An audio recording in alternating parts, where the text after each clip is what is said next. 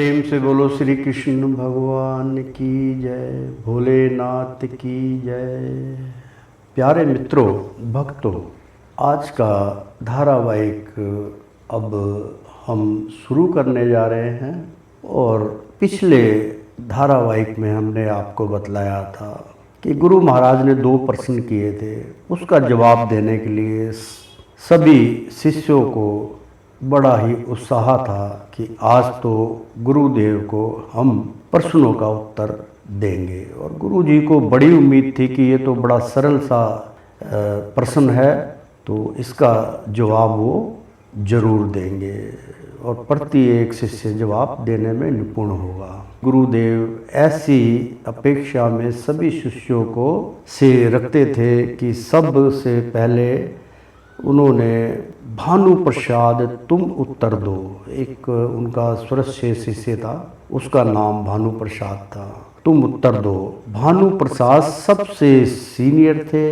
उत्तर देने से पहले भानु प्रसाद ने कहा, गुरुदेव उत्तर तो मैं अवश्य दूंगा, परंतु मेरा एक छोटा सा प्रश्न है कि आप केवल कुछ योग के बारे में बतलाइए। जिस तरीके से हमारा मन भटक जाता है, हम ये भौतिक संसार के पीछे भागते हैं, इस प्रकार से हमारा मन अभी भी प्रश्नों का उत्तर देने में असमर्थ है। तो कृपा करके आज आप हमें ज्ञान प्रदान कीजिए। गुरु महाराज ने प्रसन्न होकर कहा कि ठीक है, मैं आपको इसके बारे में भी ज्ञान देने की चेष्टा करता हूँ। तो गुरु महाराज कहने लगे कि भागवत गीता में स्पष्ट कहा गया है कि आप यदि ईश्वर को पाना चाहते हैं, इस भव सागर को पार करना चाहते हैं, तो आपको जो है योग साधक बनना पड़ेगा। कैसे बनना पड़ेगा? स्पष्ट रूप से भगवान ने गीता में अपने उपदेश में कहा। मैं आपको उन्हीं के माध्यम से वो प्रसंग सुनाना चाहता हूँ। बहुत महत्वपूर्ण है और मैं चाहता हूँ कि ये प्रसाद सब में ग्रहण हो जाए। तो मैं आपको ध्यान योग के बारे में अवगत कराना चाहता हूँ। तो प्यारे मित्रों, प्यारे भक्तों, ध्यान से सुनिएगा। ध्यान योग अनिश्चित कर्म फल कार्य कर्म करोति या सा सन्यासी चा योगी चा ना निर्गृण चक्रे।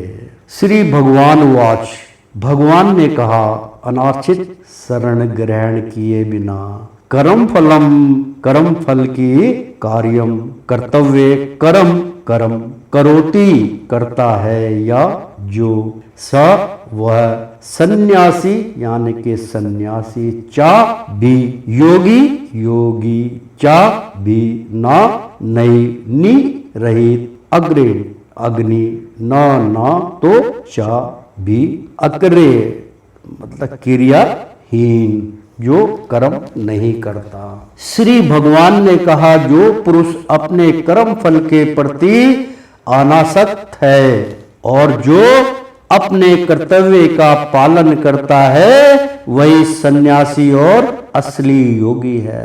वह नहीं जो ना तो अग्नि जलाता है, यानी कि ना जोत बत्ती करता है, ना कभी हवन करता है, ना कभी हवन करवाता है, तो अग्नि जलाता है, और ना कर्म करता है। तात्पर्य यह है, इस अध्याय में भगवान बताते हैं कि अष्टांग योग पद्धति मन तथा इंद्रियों को बस में करने का साधन है, किंतु इस कलयुग में सामान्य जनता के लिए इसे संपन्न कर पाना अत्यंत कठिन है। यद्यपि इस अध्याय में अष्टांग योग पद्धति की संस्तुति की गई है, किंतु भगवान बल देते हैं कि कर्म योग या कृष्ण भावनामृत में कर्म करना इससे श्रेष्ठ है। इस संसार में प्रत्येक मनुष्य परिवार के पालनार्थ तथा अपनी सामग्री के राष्ट्र कर्म करता है, किंतु कोई भी मनुष्य बिना किसी स्वार्थ किसी व्यक्तिगत तृप्ति के, चाहे वह तृप्त आत्म केंद्रित हो या व्यापक हो, कर्म नहीं करता। पूर्णता की कसौटी है कृष्ण भावनामृत में कर्म करना। कर्म के फलों का योग, यानी कि योग क्या होता है? कर्म फलों का भोग करने के उद्देश्य से ही नहीं, बल्कि कृष्ण भावनामृत में कर्म करना प्रत्येक व्यक्ति का कर्तव्य है, क्योंकि सभी लोग परमेश्वर के अंश हैं। शरीर के अंग पूरे शरीर के लिए कार्य करते हैं। शरीर के अंग अपनी तृष्ट के लिए नहीं, आपूर्ति पूरे शरीर की तुष्टि के लिए कार्य करते हैं। इसी प्रकार जो जीव अपनी तृष्ट के लिए नहीं, आपूर्ति पर ब्रह्मा की तृष्ट के लिए कार्य करता है, वही पूर्ण सन्यासी या पूर्ण योगी है। कभी कभी सन्यासी सोचते हैं कि उन्हें सारे कार्यों से मुक्ति मिल गई, अतः वे अग्निहोत्र यज्ञ करना बंद कर देते हैं। लेकिन वास्तुतः क्या होता है?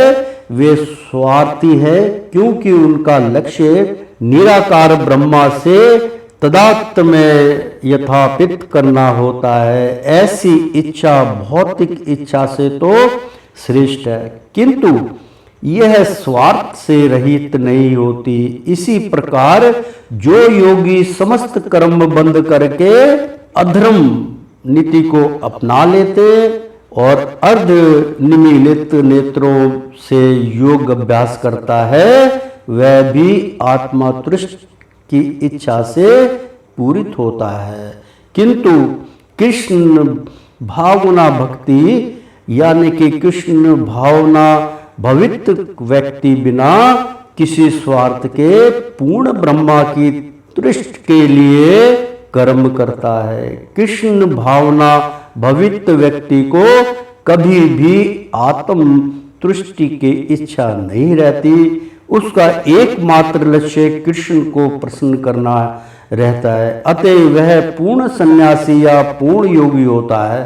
त्याग के सर्वोच्च प्रतीक भगवान चैतन्य प्रार्थना करते हैं। भगवान चैतन्य बहुत बड़े भक्त थे और वो भगवान से मिल चुके थे। ना धन ना जन ना सुंदरी कविता वा जगदीश कमाए, मम जन्मनि जन्मनि श्रह दे भगवाता भक्ति हेतु की तव चेया। यानी मैं दोबारा इसका उच्चारण करता हूँ। ना धन ना जन ना सुंदरी ना कविता व जगदीश कमाए, मम जमनी जन्म निशारवे भक्ता भक्ति रे हेतु की तवी। हे स्वर शक्तिमान प्रभु, मुझे ना तो धन संग्रह की कामना है, ना मैं सुंदर स्त्रियों के साथ रमण करने का अभिलाषी हूँ, ना ही मुझे अनुयायियों की कामना है। मैं तो जन्म जन्मांतर अपनी प्रेमा भक्ति की अहत कृपा का ही अभिलाषी हूँ। यह संन्यासमति प्राहो योगा ता विधि, यानी कि विद्रुह पांडव न हस्या न सते संकल्पो योगी भवति कस्सन। हे पांडुपुत्र, जिसे संन्यास कहते हैं उसे ही तुम योग अर्थात पर ब्रह्मा से युक्त होना जानो, क्योंकि इंद्रिय तृप्त के लिए इच्छा को त्यागे बिना कोई भी कभी योगी नहीं हो सकता। तात्पर्य ये हुआ, वास्तविक सन्यासी योग या भक्ति का अर्थ है कि जीव आत्मा अपनी स्वाभाविक स्थिति को जाने और तद अनुसार कर्म करे। जीव आत्मा का अपना स्वतंत्र अस्तित्व नहीं होता, वह परमेश्वर की तटस्था शक्ति है। तब वह माया के वशीभूत होता है तो वह बद्ध हो जाता है, किंतु जब वह कृष्ण भावना भवित रहता है अर्थात आध्यात्मिक शक्ति में संचय करता है। क्योंकि जो भी व्यक्ति सजग मतलब भगवान के बारे में कोई यज्ञ करता है, कोई प्रार्थना करता है, कोई उनका उच्चारण करता है, वो शक्ति में रहता है तो वह अपनी सहज स्थिति में होता है। इस प्रकार जब मनुष्य पूर्ण ज्ञान में होता है तो वह समस्त इंद्रिय तृप्ति को त्याग देता है। क्योंकि इंद्रिय तृप्ति को त्यागना ही परम आवश्यकता है अर्थात समस्त इंद्रिय तृप्ति के कार्यकलापों का परित्याग कर देता है। इसका अभ्यास योगी करते हैं जो इंद्रियों को भौतिक आसक्ति से रोकते हैं। किंतु कृष्ण भावना भवित व्यक्ति को तो ऐसी किसी भी वस्तु में अपनी इंद्रियां लगाने का अवसर ही नहीं मिलता जो कृष्ण के निमित्त ना हो फलित। कृष्ण भावना भवित व्यक्ति सन्यासी तथा योगी साथ साथ होता है। ज्ञान तथा इंद्रिया निग्रह योग से ये दोनों प्रयोजन कृष्ण भावनामृत द्वारा समस्त पूरे हो जाते हैं। यदि मनुष्य स्वार्थ का त्याग नहीं कर पाता तो ज्ञान तथा योग व्यर्थ रहते हैं। जीव आत्मा का मुख्य ध्येय ये होता है तो समस्त प्रकार की आत्म तृप्ति को त्याग कर परमेश्वर की तुष्टि करने के लिए तैयार रहना है। कृष्ण भावना भवित व्यक्ति में किसी प्रकार की आत्म तृप्ति की इच्छा नहीं रहती। वह सदैव परमेश्वर की प्रसन्नता में लगा रहता है। अतः जिसे परमेश्वर के विषय में कुछ भी पता नहीं होता वही स्वार्थ पूर्ति में लगा रहता है। क्योंकि कोई कभी निष्क्रिय नहीं रह सकता। कृष्ण भावनामृत का अभ्यास करने से सारे कार्य सुचारू रूप से संपन्न हो जाते हैं। अष्टांग योग के बारे में भगवान बताते हैं कि आरूरु शोमृत ने योगा कर्म कारण मुक्ष्यते योगारूढ़ सत्स्य तस्य यौ शम क्राणं मूर्छते। आरुक्षो जिसने कभी योग प्रारंभ किया है मुनि की योगम अष्टांग योग पद्धति कर्म कर्म कारण साधक यानी कि साधन उच्चते कहलाता है। योग अष्टांग योग अरुण दस से प्राप्त होने वाले का तथ्य यानी कि तस्य उसका एवं निश्चय ही शम संपूर्ण भौतिक कार्यों का त्याग कारणम कारण उच्चते कहा जाता है। अष्टांग योग के 9 साधक के लिए कर्म साधन कहलाता है और योग शिष्ट पुरुष के लिए समस्त भौतिक कार्यकलापों का परित्याग की साधन कहा जाता है। तात्पर्य परमेश्वर से युक्त होने की विधि योग कहलाती है। इसकी तुलना उसी सीढ़ी से की जाती है जिससे सर्वोच्च आध्यात्मिक सिद्धि प्राप्त की जाती है। यह सीढ़ी जीव की अधम अवस्था से प्रारंभ होकर आध्यात्मिक जीवन के पूर्ण आत्म साक्षात्कार तक जाती है। विभिन्न चढ़ावों के अनुसार इस सीढ़ी के विभिन्न भाग भिन्न भिन्न नामों से जाने जाते हैं, किंतु कुल मिलाकर यह पूरी सीढ़ी योग कहलाती है और इसे 3 भागों में विभाजित किया जा सकता है। आप चाहें तो, अगर आप नहीं चाहते तो सीधा सिद्धांती बना लो। कौन कौन से 3 हैं? ज्ञान योग नंबर 1, नंबर 2 ध्यान योग, नंबर 3 भक्ति योग। सीढ़ी के प्रारंभिक भाग को योगा रुक्षु अवस्था और अंतिम भाग को योगारूढ़ कहा जाता है। जहां तक अष्टांग योग का संबंध है विभिन्न यम नियमों यानी कि दुनिया भर के नियम बनाए गए यम नियमों तथा आसानों जो प्राय बहुत आसान किए गए हैं, जो प्राय शारीरिक मुद्राएं ही हैं के द्वारा ध्यान में प्रविष्ट होने के लिए आरंभिक प्रयासों को सकाम कर्म माना जाता है। ऐसे कर्मों से पूर्ण मानसिक संतुलन प्राप्त होता है जिसमें इंद्रियों आपकी जो इंद्रियां उत्तेजित करती हैं, इंद्रियां वश में होती है। जब मनुष्य पूर्ण ध्यान में सिद्धहस्त हो जाता है तो विचलित करने वाले समस्त मानसिक कार्य बंद हुए माने जाते हैं। किंतु कृष्ण भावना भवित व्यक्ति आरंभ से ही ध्यान व्यवस्थित रहता है, क्योंकि वह निरंतर कृष्ण का चिंतन करता है।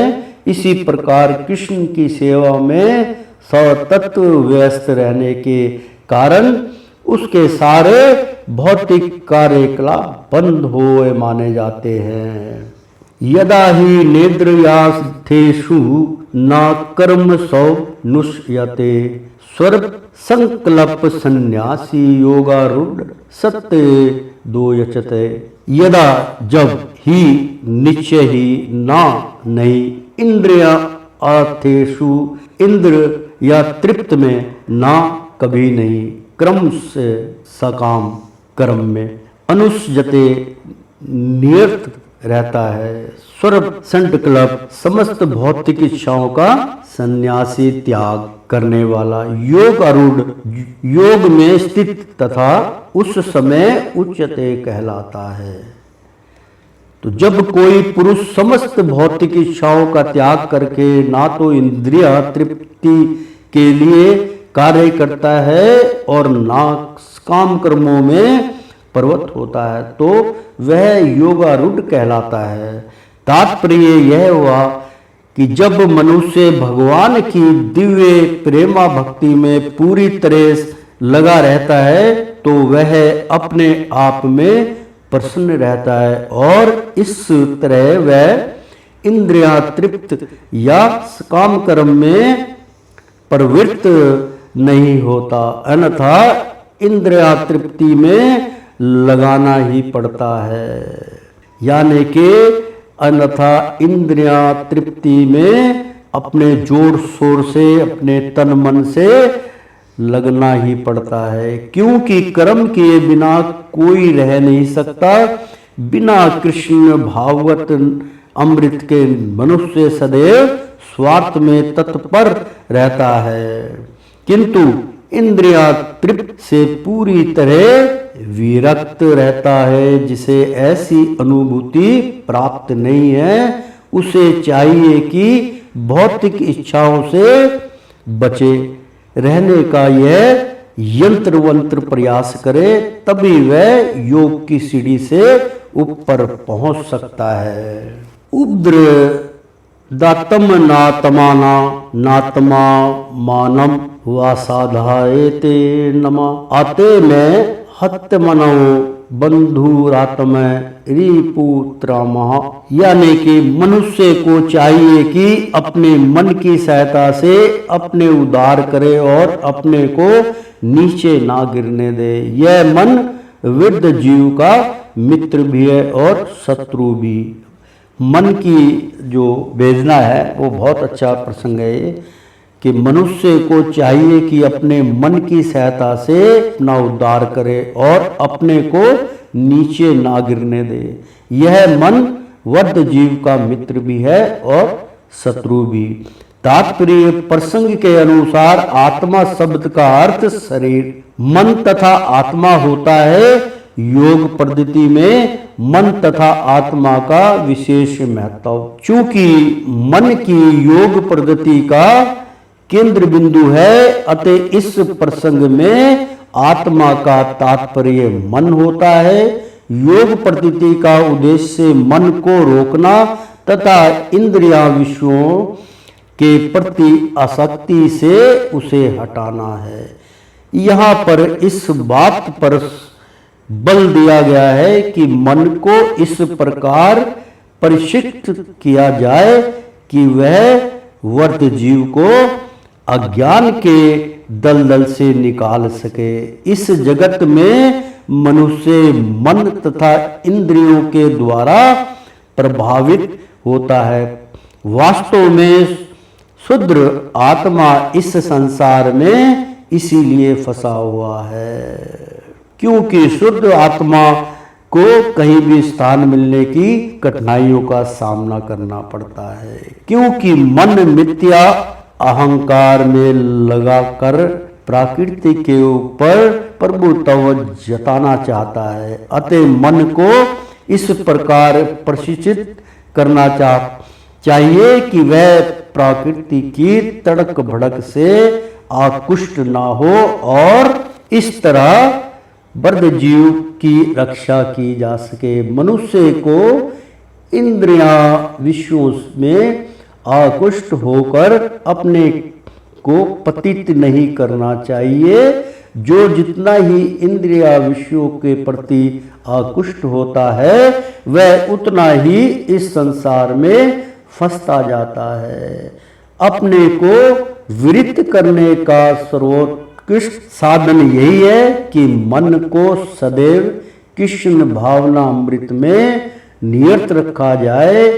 ही शब्द इस बात पर बल देने के लिए प्रयुक्त हुआ है, अर्थात इसे अवश्य करना चाहिए। अमृत बिंदु उपनिषद में कहा गया था, मन ही मनुष्य के बंधन का यानी कि मन एवं मनुष्यणा कारण बंध मोक्षों बंधाए विषय संगो मुक्तेय निष्विसंजय मन मनानन। मन ही मनुष्य के बंधन की ओर मोक्ष का भी कारण है। मैं इसको दोबारा आपको समझाने की कोशिश करूंगा। मन ही मनुष्य के बंधन का और मोक्ष का भी कारण है। इंद्रिया विषयों में लीन मन बंधन का कारण है और विषयों से विरक्त मन मोक्ष का कारण है। अतः जो मन निरंतर कृष्ण भगवान अमृत में लगा रहता है वही परम मुक्ति का कारण है। बंधुरात्मक मन सतत ये न तमः व तमना जीते आनत मन नस्तु शत्रु तवे वर्ते तातत्मवे शत्रुवते। यानी कि जिसने मन को जीत लिया है उसके लिए मन सर्वश्रेष्ठ मित्र है, किंतु जो ऐसा नहीं कर पाया उसके लिए मन सबसे बड़ा शत्रु रहेगा। इस बात को आप हमेशा ध्यान में रखिए। एक बार प्रेम से बोलो श्री कृष्ण भगवान की जय, भोलेनाथ भंडारी की जय। प्यारे मित्रों, इसके एपिसोड में मुझे इस प्रसंग का उच्चारण इसलिए करना पड़ा, हालांकि मुझे संस्कृत नहीं आती है इतनी और मैं तो बड़ी सरल भाषा में आप लोगों को समझाता हूँ, लेकिन गुरु के सामने जब ऐसे शब्द रखे जाते हैं तो उसका उच्चारण करना ही पड़ता है, क्योंकि बार बार हम इसी प्रसंग को बतलाते हैं कि आपको ध्यान योग में सारे कर्म को करना चाहिए और बहुत सरल तरीके से हम आपको विद्याएं बताते हैं। तो उसमें ऐसा नहीं है कि जो ज्ञान हम प्रदान करते हैं, लेकिन वो तो हमें आध्यात्मिक ज्ञान से जो प्राप्त होता है वही प्रसाद हम आपको देते हैं, नकल हम कभी नहीं करते। लेकिन जब भी आप किसी भी ग्रंथ को उठाओगे तो ऐसे शब्द आपके कान में गूंजेंगे और आपको समस्त ज्ञान की प्राप्ति होगी कि गुरु जी हमें कितनी सरल भाषा में ज्ञान प्रदान करते हैं और हमें संपूर्ण रूप से उनका ज्ञान समझ में आ जाता है। तो एक बार बोल दो ना राधे राधे। तो पिछले एपिसोड का प्रसंग चल रहा था, तो मानु प्रसाद सबसे सीनियर थे, खड़े हो गए और कहने लगे, जैसी आज्ञा गुरुदेव। मेरा उत्तर ये है कि हमने जीवन काल में गुरु कृपा से अति अंत धन कमाया। आज आपकी कृपा से हमारे पास सब कुछ है। हमने तो पाया, यानी कि धन दौलत और मतलब संसारी कार्यों में लगे रहे, हमने तो पाया ही है, खोया कुछ भी नहीं। गुरुदेव बोले, अब तुम बोलो बनवारी लाल, तुम क्या कहना चाहते हो? तुमने क्या खोया और क्या पाया? जैसी आज्ञा गुरुदेव। मैंने तो गुरुदेव जी आपकी कृपा से पुत्रों की प्राप्ति की, वरना मेरी 4 पुत्री थी। आज मैं बहुत खुश हूं, खोया कुछ नहीं। गुरुदेव बोले, सिद्धांत अब तुम बोलो। गुरुदेव जी, हमने तो खोया खोया है, अपना संपूर्ण जीवन गमा दिया। बच्चों का पेट पालते पालते थक गया हूं, अब कहीं भी मन नहीं लगता। गुरुजी बोले, अच्छा ठीक है, बैठ जाओ। अब मैं आखिरी शिष्य से पूछूंगा, यदि उत्तर आपको अच्छा और उचित लगे तो तुम सभी उसका समर्थन कर देना। न्याय हो जाएगा और उसके बाद कोई उत्तर देना चाहे तो दे सकता है। कमलनाथ, तुम हमारे प्रश्न का सही उत्तर दो। कमलनाथ बोले, गुरुदेव, हमने आपका समय नष्ट किया, ना कुछ पाया और ना ही कुछ खोया। हम आपके प्रश्न का उत्तर दे ही नहीं सकते। ये बड़ी अच्छी बात कही है, क्योंकि मेरे चेले जो हैं जितने, अब मेरे चेले सुन रहे होंगे, जितने भी मेरे चेले हैं ना, कभी मैं उनसे कोई ऐसा प्रश्न कर देता हूं तो बस ठंडे हो जाते हैं। भाई गुरुजी के प्रश्नों का उत्तर नहीं दे सकते। मैं कहता हूं भाई सोच समझ लो, 2 दिन में, 4 दिन में, 10 दिन में उत्तर तो दो।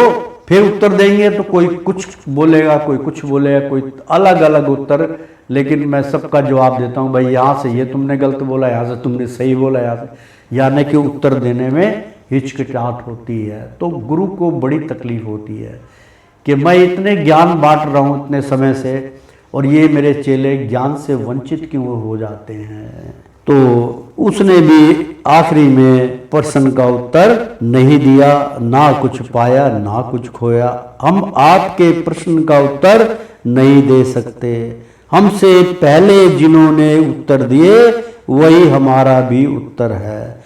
गुरुदेव के हाथ निराशा लगी और कहने लगे, गुरुदेव, इन प्रश्नों का उत्तर तो आप ही दे सकते हैं। गुरुदेव बोले, हाँ, मुझे ही उत्तर देना होगा।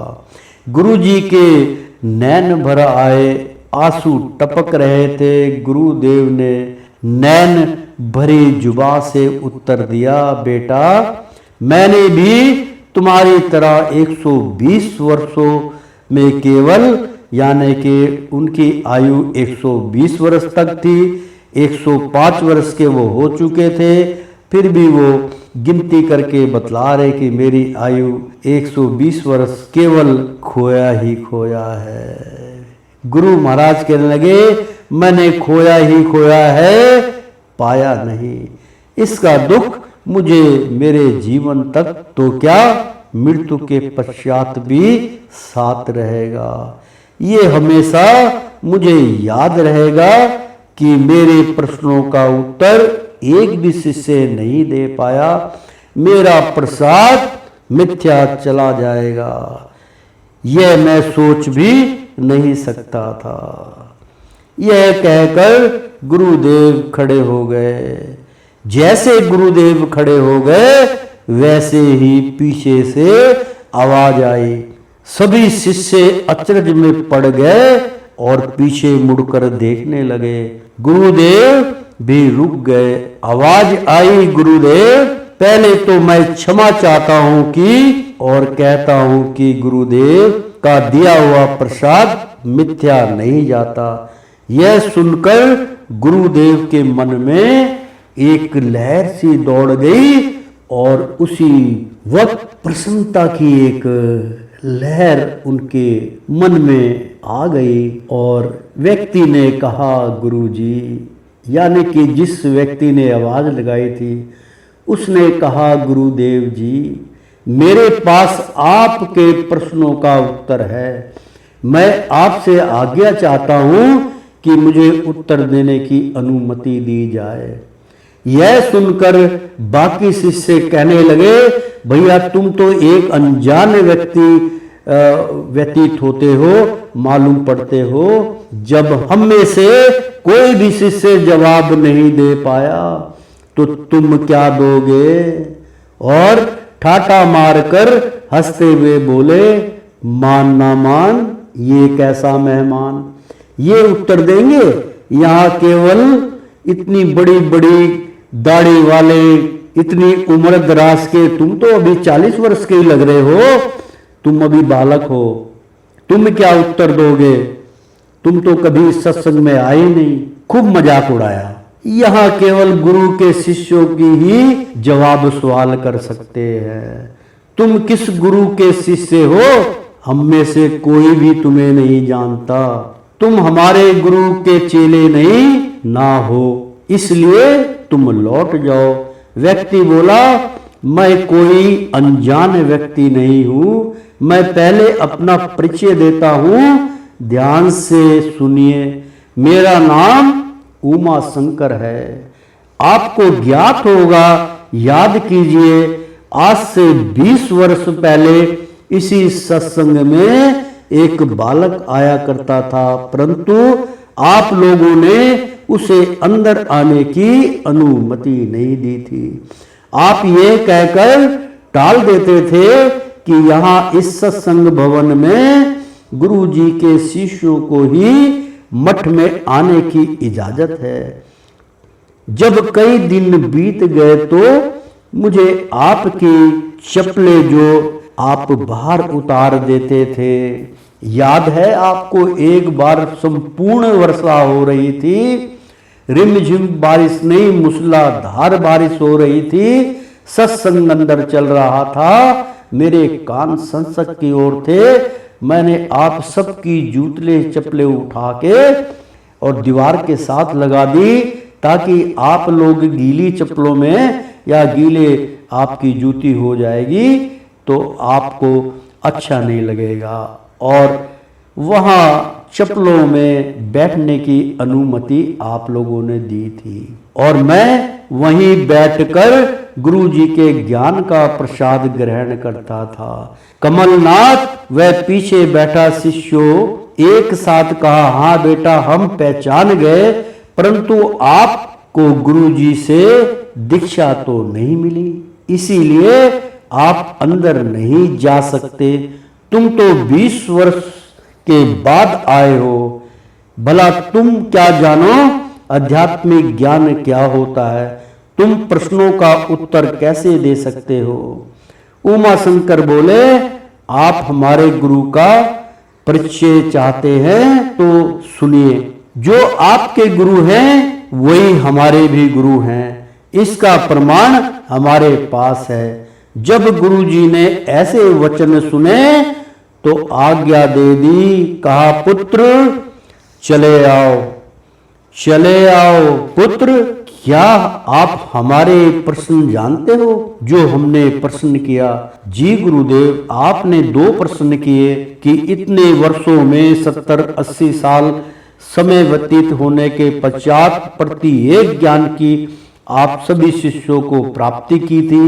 मेरा अब समय आ गया है, वृद्धावस्था में चला गया हूँ, तो मुझे अपनी गद्दी सौंपनी है। तो ज्ञानी पुरुष होना चाहिए गद्दी चलाने के लिए, जो शिष्यों का हर प्रश्न का उत्तर दे सके। और आपने 2 ही प्रश्न किया कि इतने वर्षों में आप लोगों ने क्या खोया और क्या पाया, तो आपको किसी ने प्रश्नों का उत्तर दिया ही नहीं। यही आपके प्रश्न थे। जी मैं जानता हूं आपने प्रश्न किया था कि आपने क्या खोया और क्या पाया। गुरुजी, क्या तुम इन प्रश्नों का, गुरुजी बोले बड़े आदर भाव से, तो पुत्र क्या तुम इन प्रश्नों का उत्तर दे सकते हो? जी गुरुदेव, मैं आपको ये सरल से प्रश्नों का उत्तर दे सकता हूँ, परंतु गुरुजी आपके शिष्यों में मेरे प्रति संकोच है और वे क्रोधित हैं। मैं आपके सभी शिष्यों को बता देना चाहता हूँ कि मैं भी इन्हीं के भांति आपका ही शिष्य हूँ, ताकि मुझ पे शंका का विषय ही ना हो, क्योंकि मेरे प्रति इनका विरोध, इनका मन, इनकी स्थिति, इनका क्रोध जब तक समाप्त नहीं होगा, जब तक मेरे प्रति ईर्ष्या समाप्त नहीं हो जाए, तो मैं यकीन के साथ इनको बतलाना चाहता हूँ, क्योंकि जो शंका होती है वो सबसे धैर्य को समाप्त कर देती है। इसलिए ही इनका मैं पहले प्रश्नों का उत्तर दूंगा। यदि मैं ये साबित कर दूं कि मैं आपका ही शिष्य हूं, मेरे परम गुरु आप ही है, तो मुझे प्रश्नों का उत्तर देने की आज्ञा दे देना, अन्यथा नहीं। मैं क्षमा याचना करके वापस चला जाऊंगा। तो श्रीमन नारायण नारायण हरि हरि, ओ तेरी लीला सबसे न्यारी न्यारी, बोलो हरि हरि। ओ श्रीमन नारायण नारायण हरि हरि। प्यारे मित्रों, इसी के साथ आज का ये 11वां धारावाहिक समाप्त होता है।